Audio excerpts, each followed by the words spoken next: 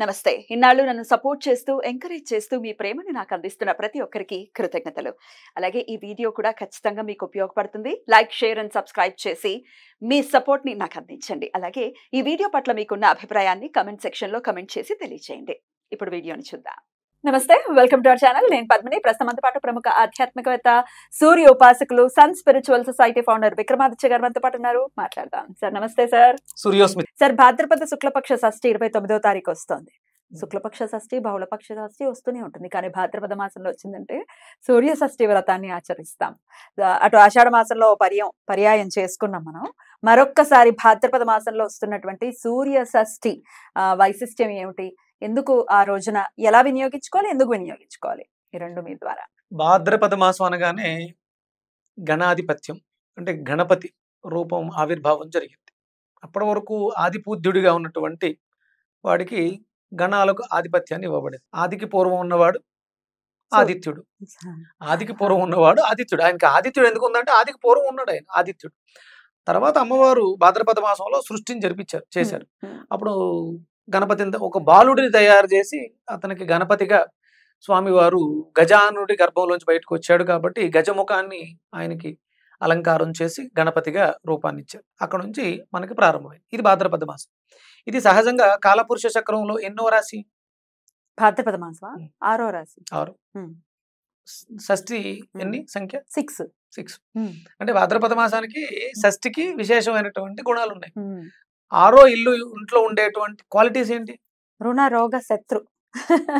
అంటే ఇక్కడ ఈ షష్ఠి తిథిని భాద్రపద మాసంలో చేయడం వల్ల, అంటే ప్రతి నెలలోనూ మనకు మొన్న ఆషాఢ మాసంలో వచ్చింది, ఇప్పుడు శ్రావణంలో చేసినట్టు షష్ఠి శ్రావణంలో చేసాం, తర్వాత భాద్రపద మాసం వచ్చింది.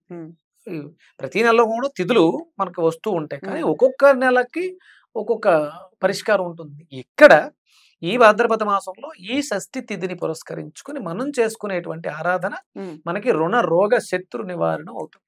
ఉన్నవే అవి కదా, పోతాయి ఆబ్వియస్ గా. అంటే ప్రారంధ కర్మ వ్యాధి రూపంలో మనల్ని పీడిస్తూ ఉంటుంది.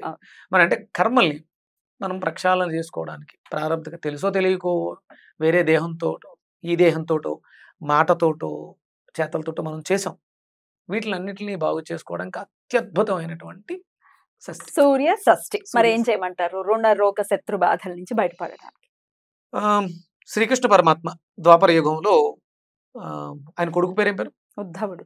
ఇంకా ఉన్నారా? సాంబుడా? ఇంకా చాలా మంది ఉన్నారు. ఒక్కొక్కరికి 8 మంది. సాంబుడు చాలా అందంగా ఉంటాడంట.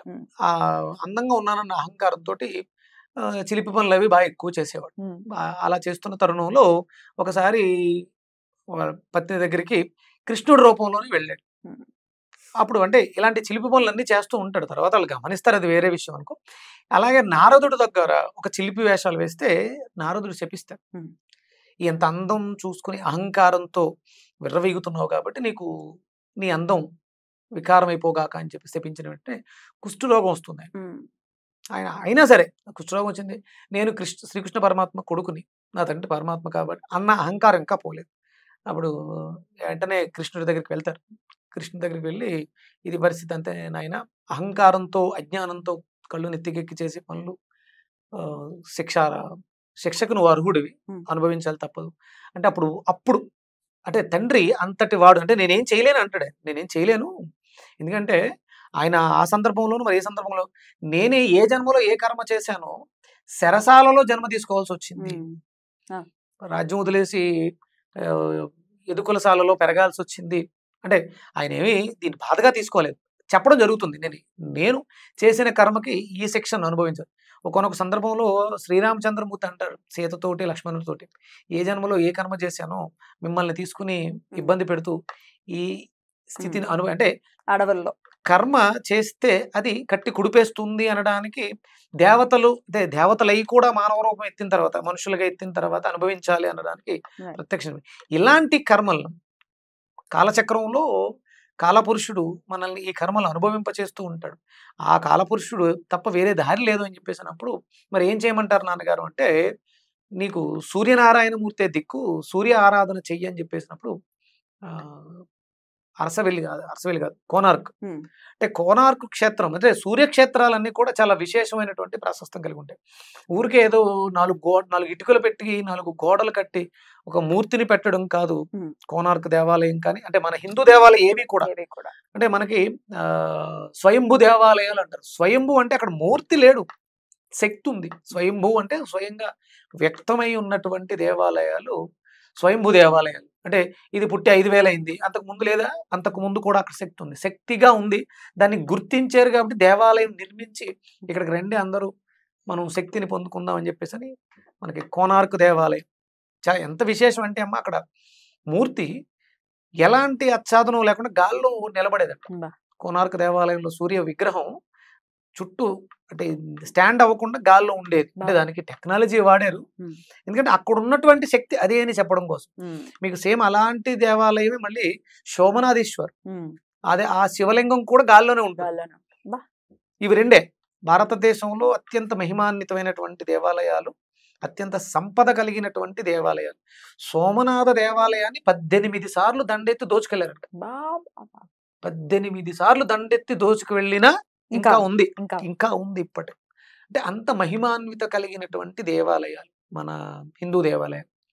ఇక్కడ మనం సాంబుడు గురించి మాట్లాడుకుంటే కోనార్క్ వెళ్ళి అక్కడ నదీ పరివాహక ప్రాంతంలో సూర్య ఉపాసన చేయడం ద్వారా ఆయనకు వచ్చినటువంటి రోగం, శాపగ్రస్తం ద్వారా వచ్చినటువంటి రోగ నివారణ జరిగింది. అప్పుడు ఆయన సూర్యుని స్తుతిస్తాడు.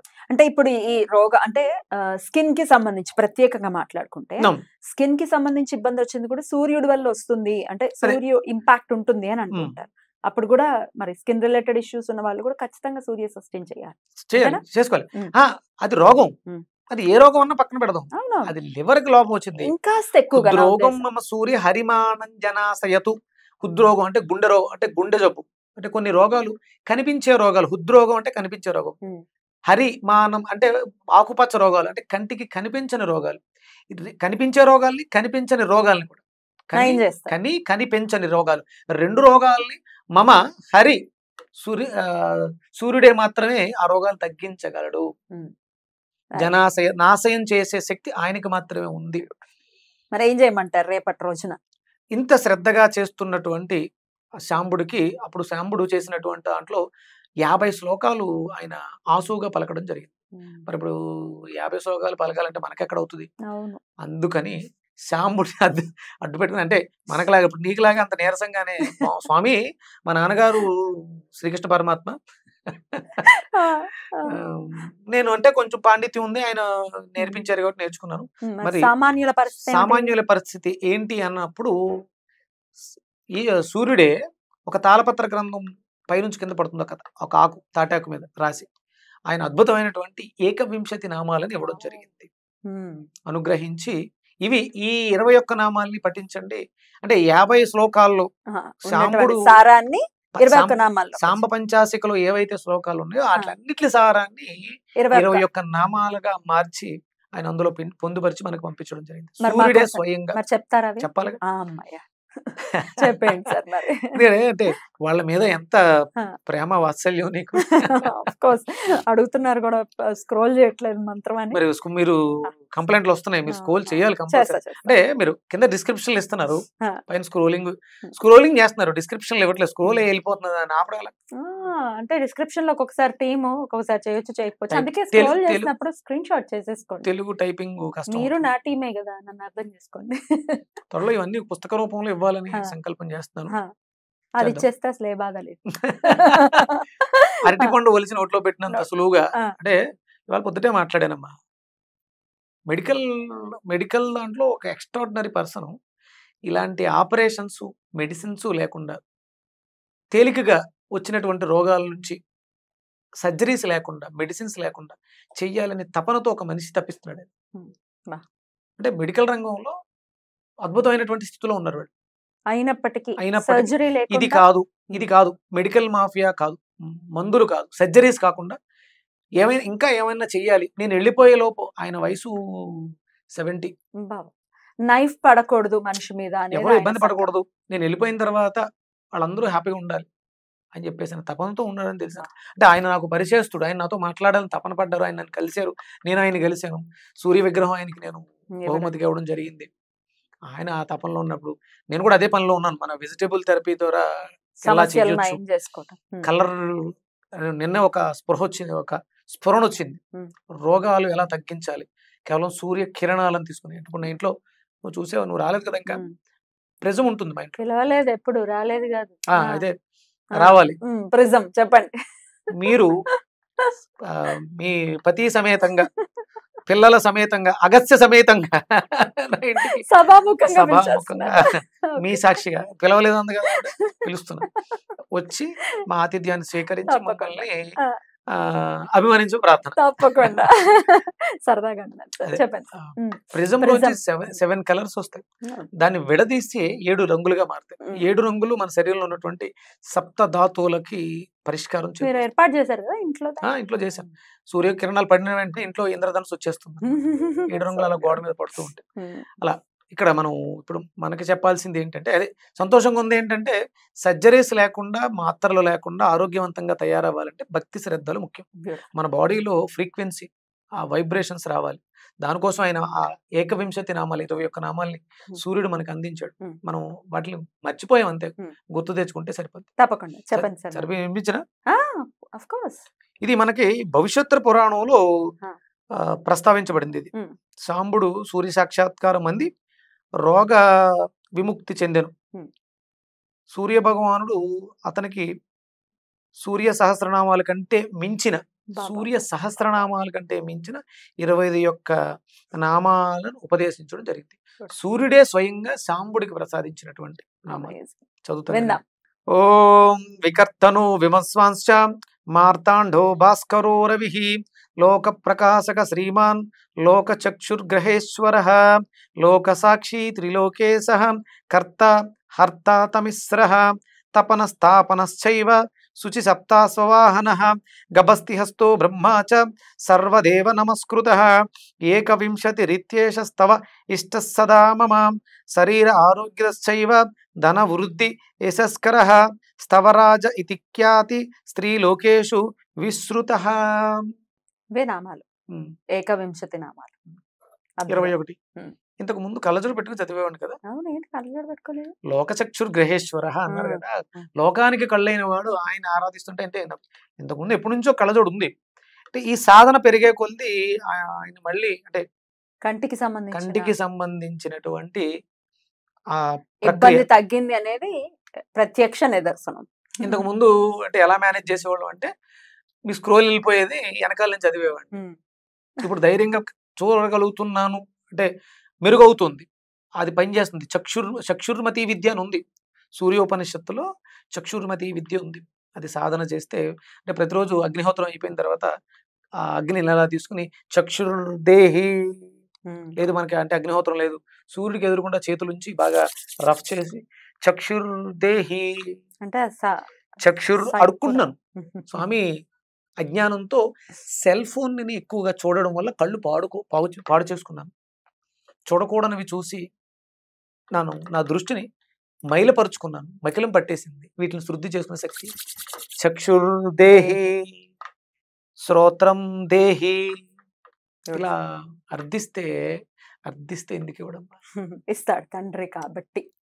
రైట్ సార్, చాలా బ్యూటిఫుల్ గా ఎక్స్ప్లెయిన్ చేస్తారు. ఖచ్చితంగా ఈ నామాలు ఏవైతే ఉన్నాయో ఆ రోజైనా ప్రతినిత్యం కూడా చేయమంటారా ఈ రుణ రోగ శత్రు బాధలు? అక్కడ అందులో కేవలం రుణ రోగం ఇంకా కాకుండా ఇంకేమి ఇచ్చారు? ఏ వృద్ధి? ధన వృద్ధి, శరీర ఆరోగ్యద శైవ ధన వృద్ధి యశస్కర, పేరు ప్రఖ్యాతలు కూడా. ఏం కావాలి అన్ని వచ్చేసే 21 నామాల్లో మొత్తం ఇచ్చాడు. మనం పట్టుకోవడం మనిషి ఎక్కడెక్కడ వదులుతున్నాం. చాలా బాధ అనిపిస్తుంది. ఏంటమ్మా, అప్పుడు కొవ్వూరులో, కాకినాడ దగ్గర కొవ్వూరులో వారాహిపీఠం వాళ్ళు ఏదో డబ్బుల కోసం పెట్టారు, కొట్టుకుని చేస్తున్నారు.